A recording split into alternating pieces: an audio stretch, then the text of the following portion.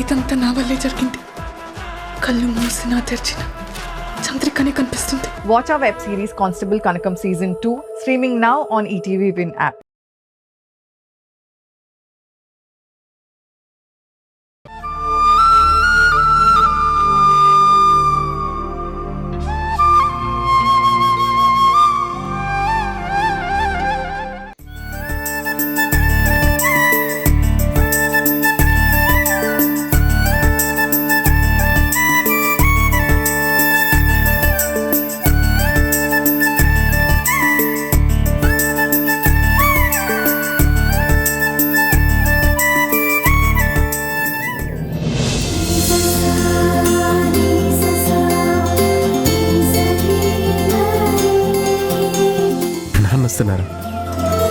Wish you many more happy returns of the day, Nana. Thank you, Tarun.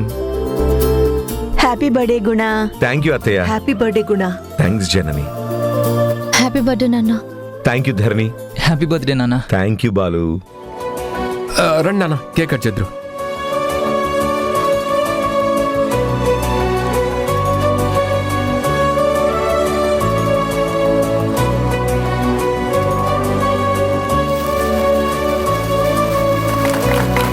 Happy birthday, Nana. Happy birthday to you. Cake మీద పడితే పాడైపోతుంది.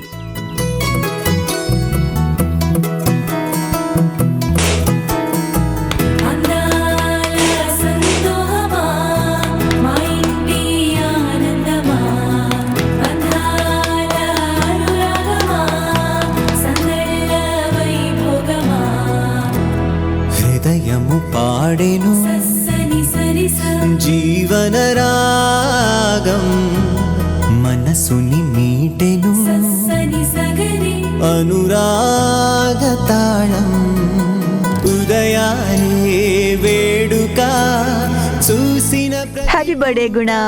Thank you, Ataya. ఇలలోని స్వర్గమే ఇల్లే అవుననవా రంగుల్లో లోకమే ఆడేనుగా ఆనందం ఆనందం మాయే వేళ రంగుల్లో లోకమే ఆడేనుగా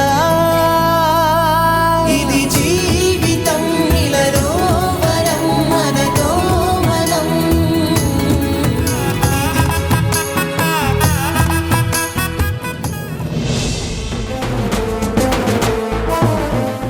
ఎందుకు మనం ఉత్సవ విగ్రహాల్లో నిలబడ్డాం?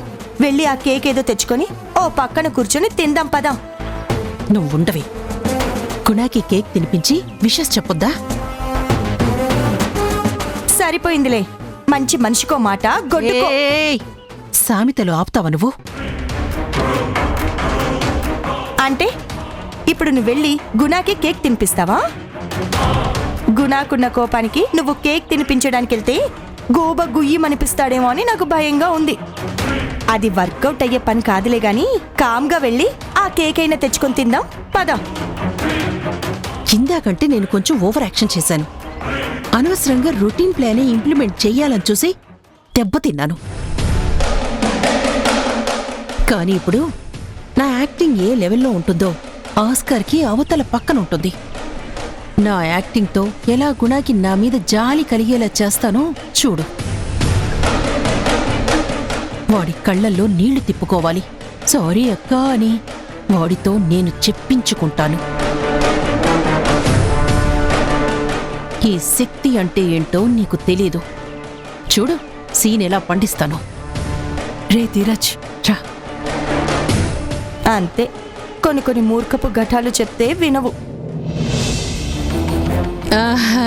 హ్యాపీ బర్త్డే రే గుణ. ఇదిగో నీకోసం నేనేం తెచ్చానో చూడు. సరే అక్కడ పెట్టక్క.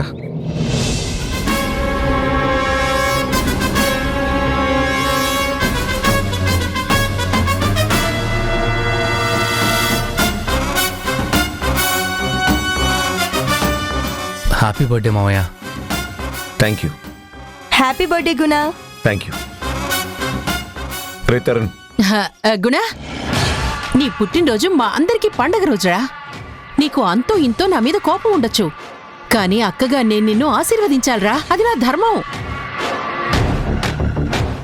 ఇప్పుడు ఇవన్నీ ఎందుకులే అక్క, హ్యాపీ బర్త్డే చెప్పావుగా చాలు.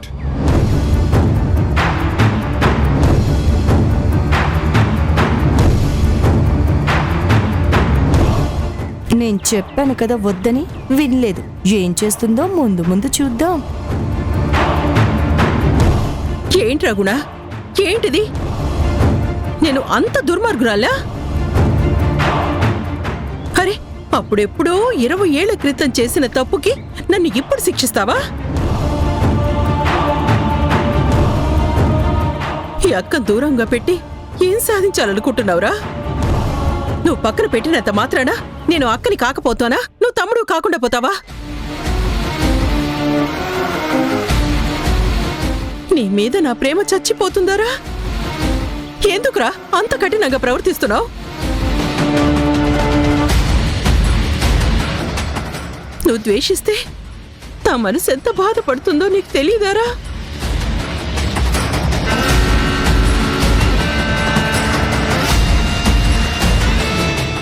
నీ పుట్టినరోజు కదా అని నేను సంబరపడిపోతూ ఉంటే నువ్వు నాకు కన్నీళ్లు తెప్పించే పరిస్థితి తీసుకొస్తావా?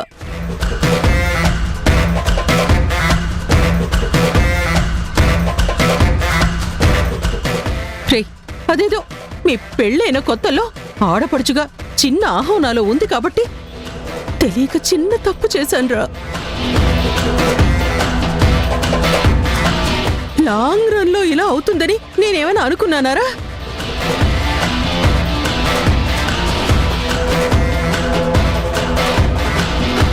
సరే, తెలియక చేసిన దానికి ఈ వయసులో నేను శిక్ష అనుభవించేలా చేస్తావా నువ్వు?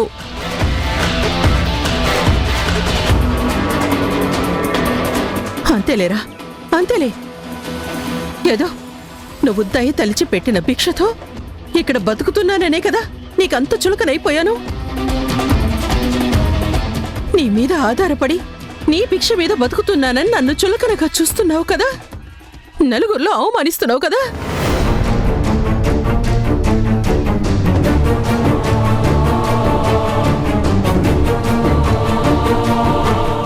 మొదలుపెట్టిందే నటన, గుణ కరిగిపోతాడేమో. అంత తేలిగ్గా మారే మనిషిం కాదమ్మా. అత్త యాక్షన్ ఆస్కార్ లెవెల్లో ఉంది. నాన్న మెల్ట్ అవుతాడేమో చూడాలి. ఏంట్రా తమ్ముడు, తెలియక చేశానని చెప్తున్నాను కదా, మాట్లాడరా. ఏంటక్క, ఏంటి తెలియక చేసావా? అది తెలియక చేసే పనేనా? మా తలల మీద తొక్కుడు బిళ్ళ ఆడావు, మా జీవితాలు తలకిందులు చేసావు. నువ్వు తెలియక చేశాను అన్న పని మేమెంత నరకం అనుభవించేలా చేసిందో నీకు తెలీదా? మర్చిపోయావా? అప్పుడు నువ్వేం చిన్నపిల్లవు కాదు కదక్క. అప్పటికే నీకు పెళ్ళైంది, ధీరజ్ కూడా ఉన్నాడు కదా. నువ్వు పెళ్లి చేసుకుని అత్తారింట్లో ఉండాల్సిందనవి నా ఇంటికొచ్చి నా బతుకు కొయ్యలు చేసి కనికరం లేకుండా నన్ను రెచ్చగొట్టి నా భార్యకి దూరం చేసి తను భారంగా బతుకు గడిపిలా చేసి అప్పుడు తెలియక చేశానని ఇప్పుడు చెప్తున్నావేంటక్కా?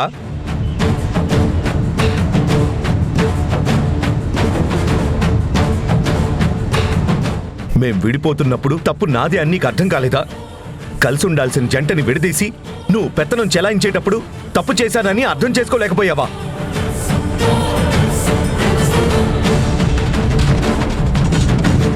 పోనీ ఇన్నేళ్లలో ఎప్పుడైనా సరిదిద్దుకునే ప్రయత్నమైనా చేశావా?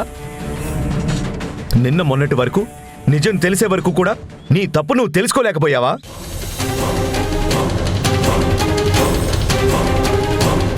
నువ్వు చేసిన తప్పుని ఒప్పుకొని మమ్మల్ని కలిపే ప్రయత్నం ఏమైనా చేశావా?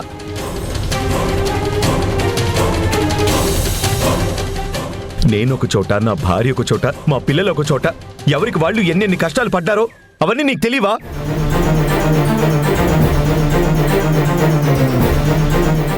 నువ్వు దోషిగా దొరికిన తర్వాత అప్పుడు తెలియక తప్పు చేశాను అని చెప్తున్నావా?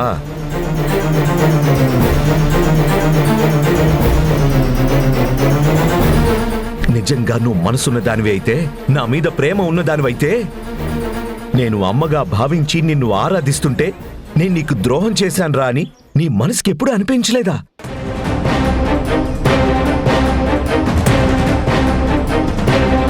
నా దగ్గర నీ తప్పును ఒప్పుకోలేకపోయావా? నువ్వు చేసింది తప్పు కాదక్కా. స్వార్థంతో, ఆశతో, దుర్మార్గంతో నీ మాట నెగ్గించుకొని మా అందరి జీవితాలతో ఆడుకున్నావు.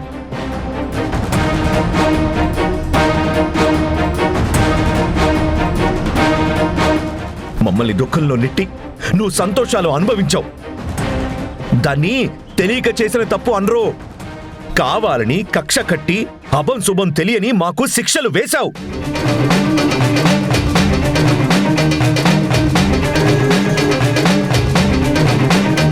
ఎంతసేపటికి నువ్వు చేసింది తప్పని తెలిసి కూడా నిన్ను నువ్వు కప్పిపుచ్చుకోవడానికి ప్రయత్నం చేశావే కానీ అయ్యో తమ్ముడి జీవితం అని ఎక్కడా కూడా నువ్వు ఆలోచించలేదు. అది క్షమించరాని నేరం అక్క. మరణ శిక్ష కంటే కూడా పెద్ద శిక్ష వేశావు.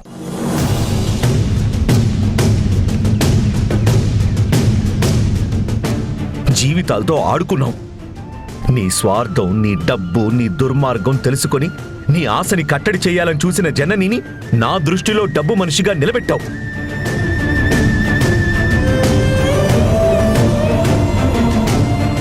నేను ప్రాణంగా ప్రేమించిన జననిని ద్వేషించేలా చేశావు. దుర్మార్గురాలుగా నా ముందు చిత్రించి నేనే నా చేతులతో బయటికెట్టేలా చేశావు.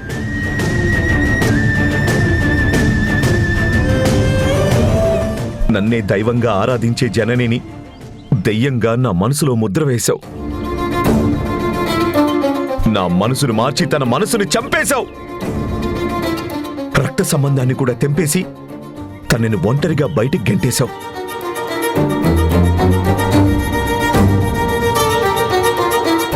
ఆ పాపాలన్నీ నువ్వు తెలియక తప్పు చేశావని నేను మన్నించాలా? మేము మానసికంగా ఎంత క్షోభ అనుభవించామో, ఎంత నరకం అనుభవించావో నువ్వు చూస్తూనే ఉన్నావు కదా. నిజంగా ప్రేమ ఉన్నదానివైతే తప్పైందిరా అని అప్పుడే చెప్పి నా జననీకి నన్ను నా దగ్గర చేసేదానివి కదా.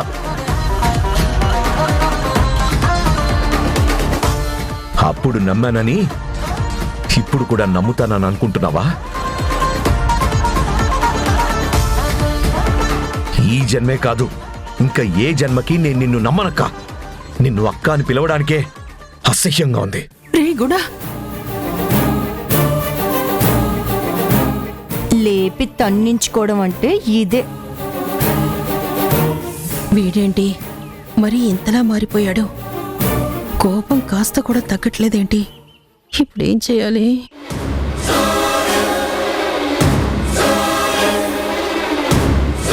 సరేరా, తప్పే చేశాను. స్వార్థంతోనే చేశాను. అధికారం కోసమే చేశాను. పెత్తనం చెలాయించడానికే చేశాను. ఇప్పుడు నాకు తెలిసొచ్చిందిరా. నన్నేం చేయమంటావో చెప్పరా?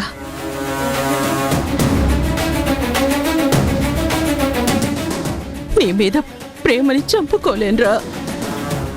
నువ్వేం చేయమంటే అది చేస్తాను కూడా. చెప్పు చెప్పు, క్షమాపణ అడగమంటావా? క్షమించరా, నన్ను క్షమించరా.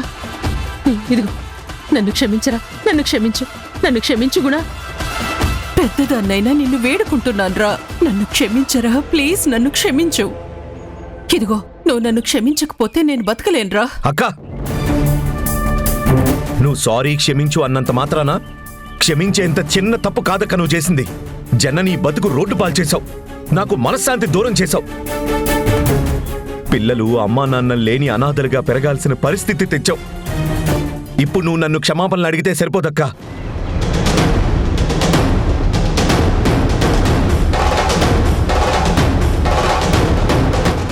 నీ మూలంగా ప్రతినిత్యం చస్తూ బతుకుతూ బతుకు ఈడ్చుకొచ్చిందే జనని.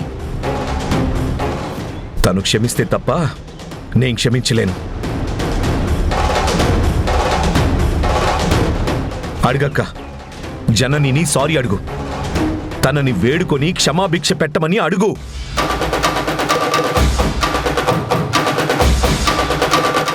తను క్షమించేదాకా నేను నిన్ను క్షమించడం కుదరదు.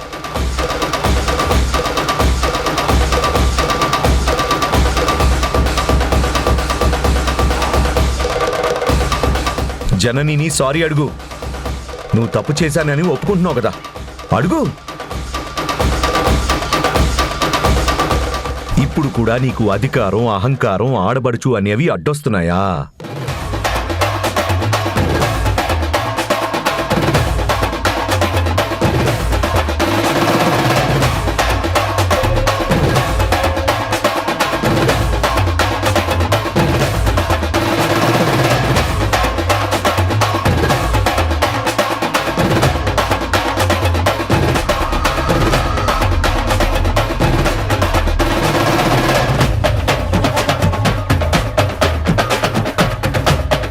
సారీ జనని, నేను తప్పు చేశాను.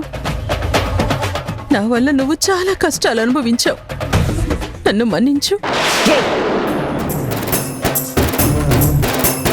నువ్వు చేసిన తప్పు అసలు క్షమించగలిగేదేనా? ఎంత బాగా క్షమించని అడుగుతున్నావు?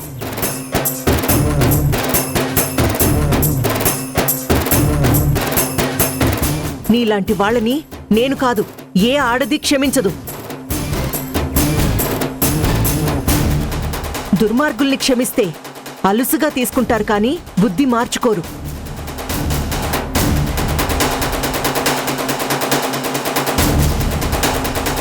వద్దు, పట్టుబడ్డాక క్షమాపణలు అడగడం కాదు, పట్టుబడక ముందు పశ్చాత్తాపడి వేడుకుంటారే, అలాంటి వాళ్ళని క్షమించొచ్చు. కానీ నీలాంటి వాళ్ళు క్షమార్హులు కాదు.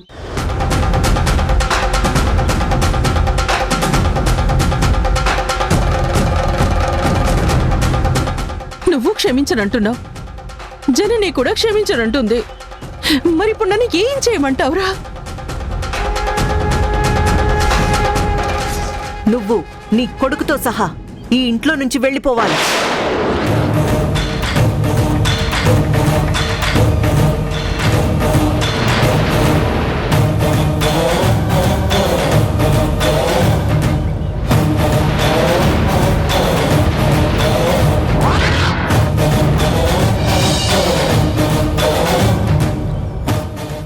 చూసావురా, జనని నన్ను పంపించడానికి ఇదంతా చేస్తుందిరా. వద్దక్క, మళ్ళీ డ్రామా స్టార్ట్ చేయకు.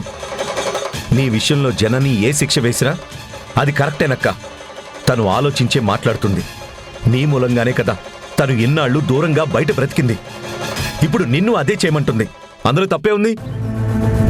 జనని, మొత్తం లగేజ్ సర్దుకురమ్మంటావా? చెప్పవే, వెళ్ళి మూటా ముల్లే సర్దేసి తీసుకొచ్చేస్తాం. మేము సామాన్లన్నీ బయట పెట్టేస్తామమ్మా. నువ్వు శాలరీని బయటికి నెట్టు. పదమ్మా. ఆగండి.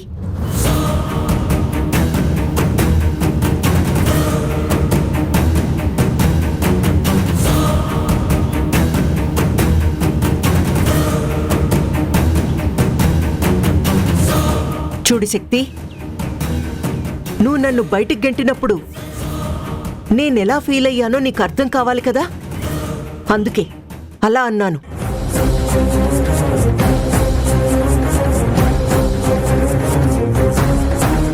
నీలాగా దుర్మార్గంగా బతుకులతో ఆడుకోవడం నాకు అలవాట్లేదు. కానీ ఈ విషయంలో నిన్ను నేను ఎప్పటికీ క్షమించను. అనుభవించాల్సిన కర్మ ఇంకా నీకు బాకీ ఉంది.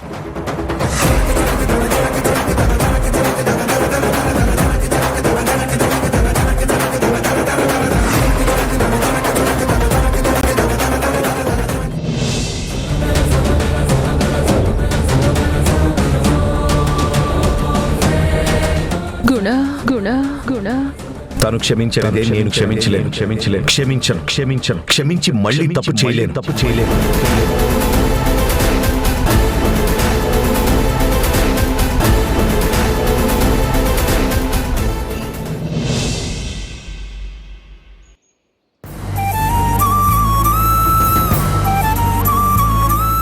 ఎగ్జామ్స్ దగ్గరికి వస్తున్నాయి కదా, ఫీజు కట్టాలి. గుర్తుందా? నిన్న నోటీస్ వచ్చింది. అందరికి మెసేజ్ పంపించారు. నీకేం రాలేదా? బాను, పోనీ నువ్వు అరేంజ్ చేస్తావా? తర్వాత నేను ఎలాగైనా తీరుస్తాను. అమ్మా మధు, ఏమైనా ఖర్చులు కావాల్సి ఉంటే ఈ డబ్బులు తీసుకో.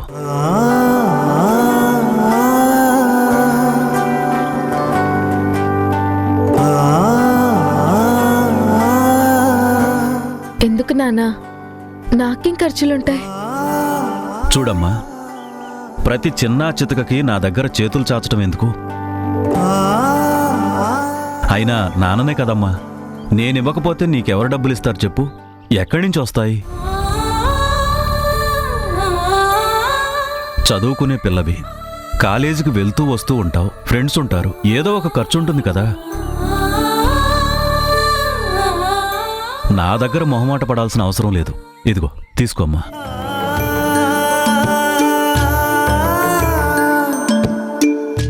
నాన్నకి నేను చెప్పకుండానే నాకు అవసరం ఉన్నట్టు కరెక్ట్ టైంలో ఎలా గెస్ చేశారు తెలిసిందా ఏంటి?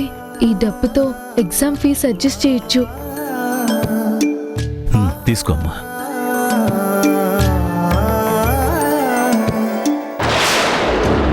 ఎందుకండి పిల్లలకి ఇంతింత డబ్బు ఇచ్చి పాడు చేస్తారు?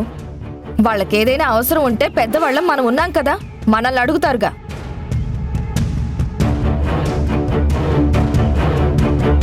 వాళ్ళ చేతుల్లో ఇలా డబ్బులు పెడితే అనవసరంగా అయిన దానికి కాని దానికి ఖర్చు చేసేస్తారు. ఇలాంటి అలవాట్లు చెయ్యకండి.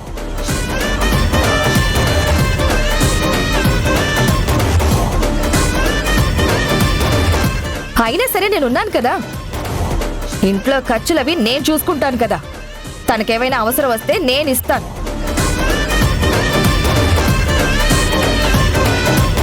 నన్ను అడగడానికి మొహమాటం ఎందుకు? తను చదువుకునే పిల్లే కదా, పెద్ద అవసరాలు ఏముంటాయి?